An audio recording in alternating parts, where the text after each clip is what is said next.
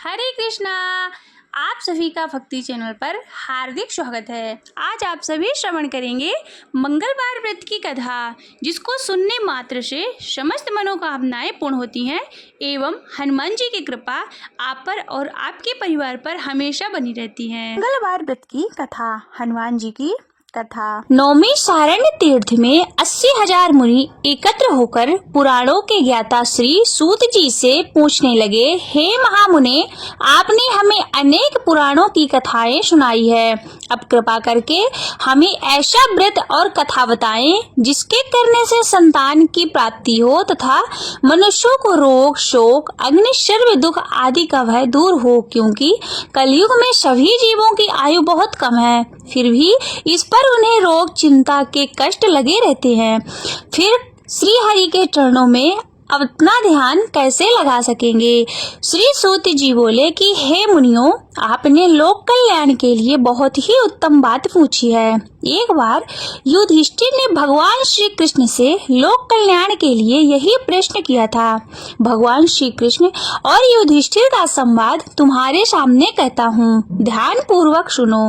एक समय पांडवों की सभा में श्री कृष्ण जी बैठे हुए थे। तब युधिष्ठिर ने भगवान श्री कृष्ण से प्रश्न किया, हे प्रभु नंद नंदन गोविंद, आपने मेरे लिए अनेकों कथाएं सुनाई हैं। आज आप कृपा करके ऐसा व्रत या कथा सुनाएं जिसके करने से मनुष्य को रोग, चिंता या भय समाप्त हो और उसको पुत्र पौत्रों की प्राप्ति हो। हे प्रभु, बिना पुत्र के जीवन व्यर्थ है। पुत्र के बिना मनुष्य नरकगामी होता है।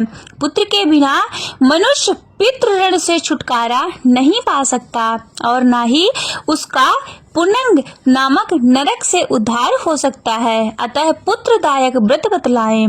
श्री कृष्ण भगवान बोले, हे राजन, मैं एक प्राचीन इतिहास सुनाता हूँ, आप उसे ध्यान पूर्वक सुनो। कुंडलपुर नामक एक नगर था। उसमें नंदा नामक एक ब्राह्मण रहता था। भगवान की कृपा से उसके पास सब कुछ था, फिर वह दुखी था। इसका कारण यह था कि ब्राह्मण की स्त्री सुनंदा के कोई संतान न थी। सुनंदा पतिव्रता थी, भक्ति पूर्वक श्री हनुमान जी की आराधना करती थी। मंगलवार के दिन व्रत करके अंत में भोजन बनाकर हनुमान जी का भोग लगाने के बाद स्वयं भोजन करती थी। एक बार मंगलवार के दिन ब्राह्मणी गृह कार्य की अधिकता के कारण हनुमान जी को भोग ना लगा सकी। इस पर उसे बहुत दुख हुआ। उसने कुछ भी नहीं खाया और मन में प्रण किया कि अब मैं अगले मंगलवार को ही हनुमान जी का भोग लगाकर अन्न जल ग्रहण करूंगी। ब्राह्मणी सुनंदा प्रतिदिन भोजन बनाती, श्रद्धा पूर्वक पति को खिलाती, परंतु स्वयं नहीं करती और मन ही मन श्री हनुमान जी की आराधना करती। इसी प्रकार 6 दिन गुजर गए और ब्राह्मणी सुनंदा अपने निश्चय के अनुसार भूखी प्यासी निराहार रही। अगले मंगलवार को ब्राह्मणी सुनंदा प्रातःकाल ही बेहोश होकर गिर पड़ी। ब्राह्मणी सुनंदा की इस असीम भक्ति के प्रभाव से श्री हनुमान जी बहुत ही प्रसन्न हुए और प्रकट होकर बोले, सुनंदा, मैं तेरी भक्ति से बहुत प्रसन्न हूँ, तू उठ और वर मांग। सुनंदा अपने आराध्य देव श्री हनुमान जी को देखकर आनंद की अधिकता से विफल हो श्री हनुमान जी के चरणों में गिरकर बोली, हे प्रभु, मेरी कोई संतान नहीं, कृपा करके मुझे संतान प्राप्ति का आशीर्वाद दें, आपकी अति कृपा होगी।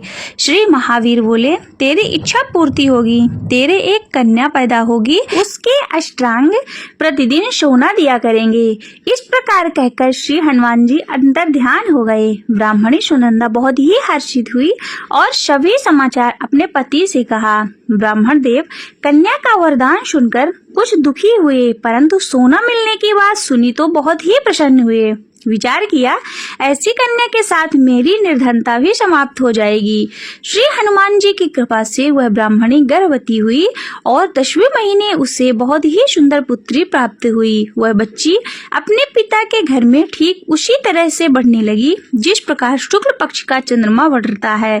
10वें दिन ब्राह्मण ने उस बालिका का नामकरण संस्कार कराया। उसके कुल पुरोहित ने उस बालिका का नाम रत्नावली रखा। क्योंकि वह कन्या सोना प्रदान किया करती थी। इस कन्या ने पूर्व जन्म में बड़े ही विधान से मंगल देव का व्रत किया था। रत्नावली का अष्टांग बहुत सा सोना देता था। उस सोने से नंदा ब्राह्मण बहुत ही धनवान हो गया। अब ब्राह्मणी भी बहुत अपमान करने लगी थी। समय बीतता रहा। अब रत्नावली 10 वर्ष की हो चुकी थी। एक दिन जब नंदा ब्राह्मण प्रसन्न चित्त था, तब सुनंदा ने अपने पति से कहा कि मेरी पुत्री रत्नावली विवाह के योग्य हो गई है, अतः आप कोई सुंदर सा योग्य वर देखकर उसका विवाह कर दें। यह सुनकर ब्राह्मण बोला, अभी तो रत्नावली बहुत ही छोटी है। तब ब्राह्मणी बोली, शास्त्रों की आज्ञा है कि कन्या 8वें वर्ष में गौरी, 9 वर्ष में राहिणी, 10वें वर्ष में कन्या, इसके पश्चात रजस्वला हो जाती है। गौरी के दान में पाताल लोक की प्राप्ति होती है, रोहिणी के दान में वैकुंठ के लोक की प्राप्ति होती है और कन्या के दान में इंद्र लोक की सुखों की प्राप्ति होती है। अगर हे पति देव रजस्वला का दान किया तो घोर नरकी की प्राप्ति होगी। इस पर ब्राह्मण बोला, अभी तो रत्नावली मात्र 10 वर्ष की ही है और मैंने तो 16 साल की कन्याओं के विवाह कराए हैं, अभी जल्दी क्या है। तब ब्राह्मणी सुनंदा बोली, आपको तो लोभ अधिक हो गया है। शास्त्रों में कहा गया है कि माता पिता और बड़ा भाई रजस्वला कन्या को देखते हैं तो वह अवश्य ही नरकगामी होते हैं। तब ब्राह्मण बोला, अच्छी बात है, कल मैं अवश्य ही योग्य वर की तलाश में अपना दूत भेजूंगा। दूसरे दिन ब्राह्मण ने अपने दूत को बुलाया और आज्ञा दी कि जैसी मेरी सुंदर कन्या है वैसा ही सुंदर उसके लिए वर तलाश करो। दूत अपने स्वामी की आज्ञा पाकर निकल पड़ा।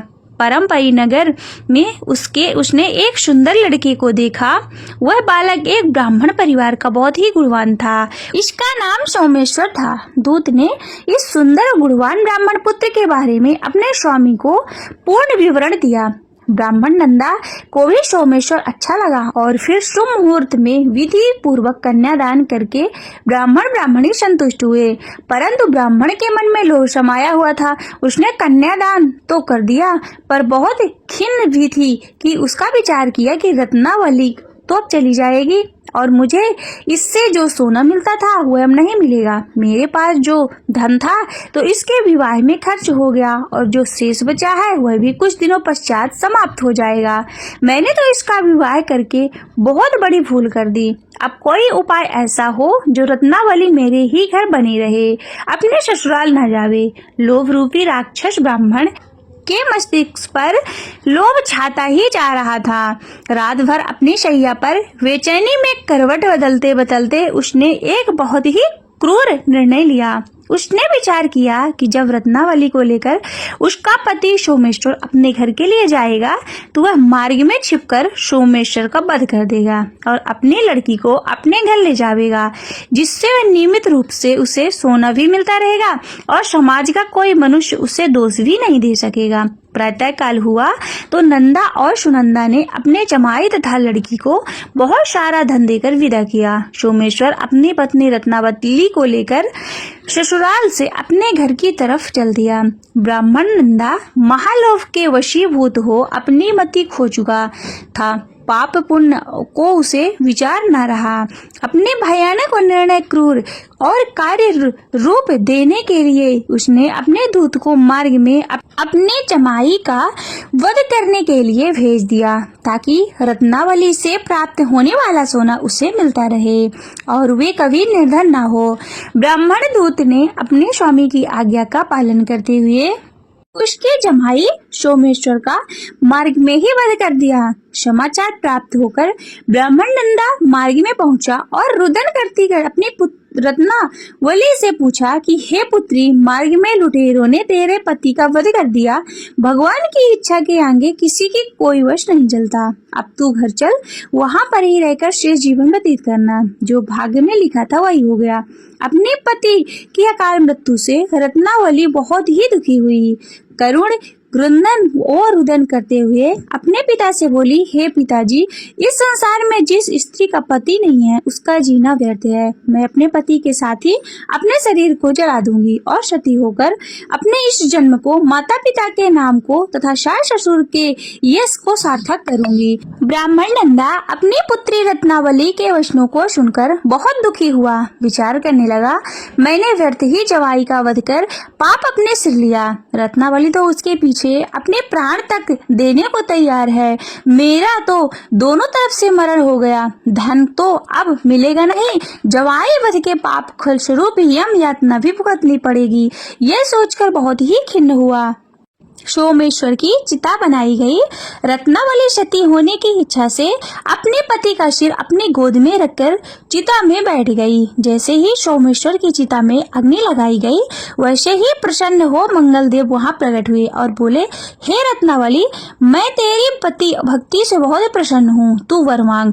रत्नावली ने अपने पति का जीवन दान मांगा। तब मंगलदेव बोले, रत्नावली, तेरा पति अजर अमर है, वह महाविद्वान ही होगा और इसके अतिरिक्त तेरी जो इच्छा हो वह वर मांग। तब रत्नावली बोली, हे ग्रहों के स्वामी, यदि आप मुझ पर प्रसन्न हैं तो मुझे यह वर दीजिए कि जो मनुष्य मंगलवार के दिन प्रातः काल लाल पुष्प, लाल चंदन से पूजा करके आपका स्मरण करेगा, उसको रोग व्याधि ना हो, स्वजनों का कभी वियोग ना हो, सर्प, अग्नि तथा शत्रुओं का भय ना रहे। जो स्त्री मंगलवार का व्रत करे वह कभी विधवा ना हो। मंगलदेव तथास्तु कहकर अंतर ध्यान हो गए। सोमेश्वर मंगलदेव की कृपा से जीवित हो उठा। रत्नावली अपने पति को पुनः प्राप्त कर बहुत ही प्रसन्न हुई और मंगलदेव का यह व्रत प्रत्येक मंगलवार को करके व्रतराज और मंगलदेव की कृपा से इस लोक में सुख और ऐश्वर्य को भोगते हुए अंत में अपने पति के साथ स्वर्ग को गई। प्रिय भक्तों, यह थी मंगलवार व्रत की पौराणिक कथा। अब सुनिए एक और मंगलवार व्रत की कथा। एक ब्राह्मण दंपत्ति के कोई संतान नहीं हुई, जिसके कारण पति पत्नी दुखी थे। वह ब्राह्मण हनुमान जी की पूजा हेतु वन में चला गया। वह पूजा के साथ महावीर जी से एक पुत्र की कामना प्रकट किया करता था। घर पर उनकी पत्नी मंगलवार का व्रत पुत्र प्राप्ति के लिए किया करती थी। मंगलवार के दिन व्रत के अंत में भोजन बनाकर हनुमान जी को भोग लगाने के बाद स्वयं भोजन करती थी। एक बार कोई व्रत आ गया जिसके कारण ब्राह्मणी भोजन ना बना सकी। तब हनुमान जी का भोग नहीं लगाया और वह अपने मन में ऐसा प्रण करके सो गई कि अब अगले मंगलवार को ही भोग लगाकर अन्न जल को ग्रहण करूंगी। वह भूखी प्यासी 6 दिन पड़ी रही। मंगलवार के दिन उसे मूर्छा आ गई। तब हनुमान जी उसकी लगन और निष्ठा को देखकर अति प्रसन्न हुए।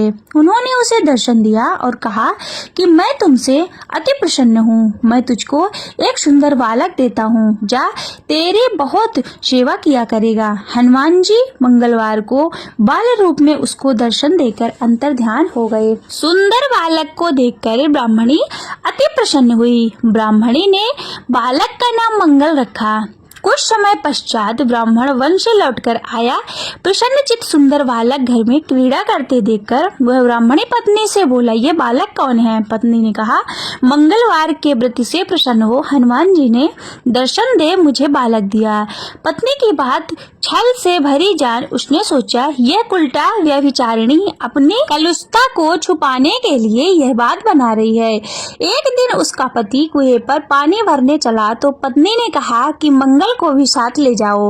वह मंगल को साथ लेकर गया और उसको कुएं में वापस डालकर पानी भरकर आ गया। पत्नी ने पूछा, मंगल कहाँ है? तभी मंगल मुस्कुराता हुआ घर आ गया। उसको देखकर ब्राह्मण आश्चर्यचकित हुआ। रात्रि में उसने उसके पति से, हनुमान जी ने स्वप्न में कहे कि यह बालक मैंने दिया है, तुम अपनी पत्नी को उल्टा क्यों कहते हो? ब्राह्मण ये जानकर बहुत ही प्रसन्न हुआ। फिर पति पत्नी मंगलवार का व्रत करके अपने जीवन को आनंद पूर्वक व्यतीत करने लगे। जो मनुष्य मंगलवार का व्रत कथा पढ़ता अथवा सुनता है और नियम से व्रत रखता है, उसकी हनुमान जी की कृपा से सब कष्ट दुख दूर होकर सर्व सुख को प्राप्त होता है। प्रेम से बोलिए मंगल देव भगवान की जय। श्री हनुमान जी महाराज की जय।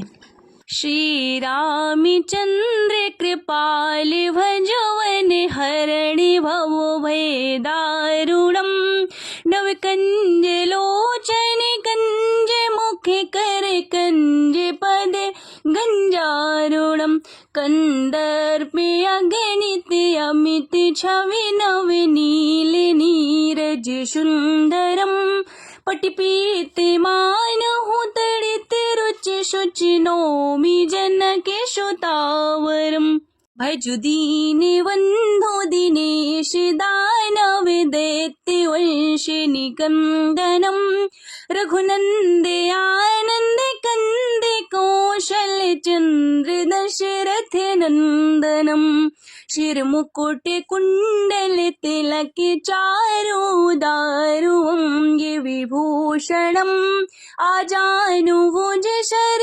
चापधर संग्रामे जित खर दूषणम् इति वदति तुलसीदास शङ्कर शेष मुनिमनिरञ्जनम् मम हृदय कञ्ज निवास कुरु कामादि खलदल गञ्जनम् मंजाहि राजो मिलहि शोवर सहज सुंदर शावरो करुणानिधान सुजान शील स्नेह जानत रावरो यही भांति गौरी शीश सुन सिय सहित ही हर्षि तले तुलसी भवानी पूज पुनि पुनि उदित मनि मंदिर चली जानी गौरी अनुकूल हिय हर सुन जाय कहीं मंजल मंगल मूल वामी अंग फरकन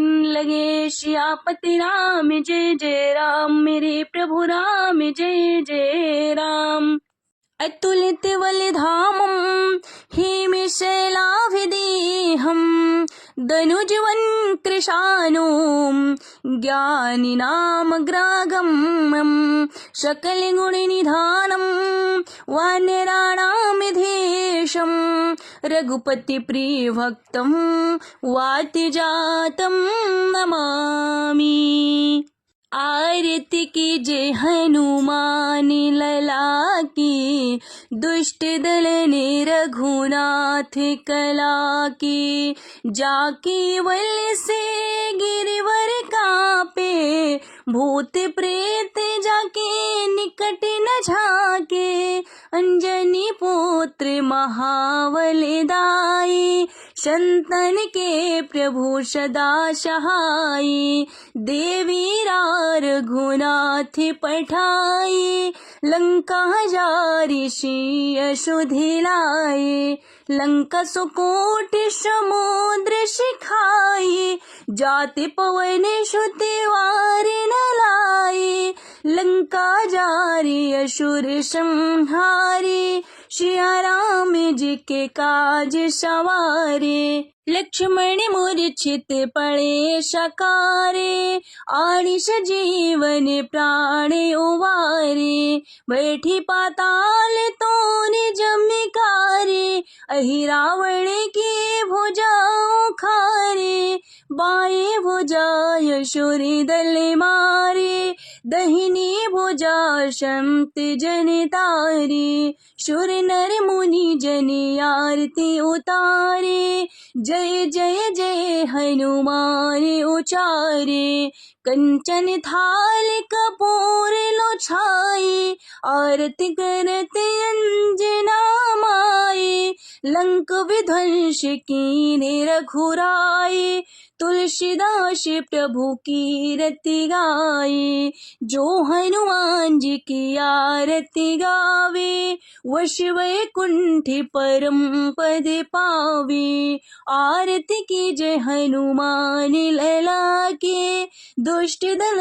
निर्घुनाथ कला के बोलिए वीर बजरंगबली हनुमान की जय सियापति राम की जय बोलो राम बोलो राम बोलो राम राम राम बोलो राम बोलो राम बोलो राम राम राम बोलो राम बोलो राम बोलो राम राम राम सीताराम सीताराम सीताराम राम राम सीताराम सीताराम सीताराम राम राम राधे श्याम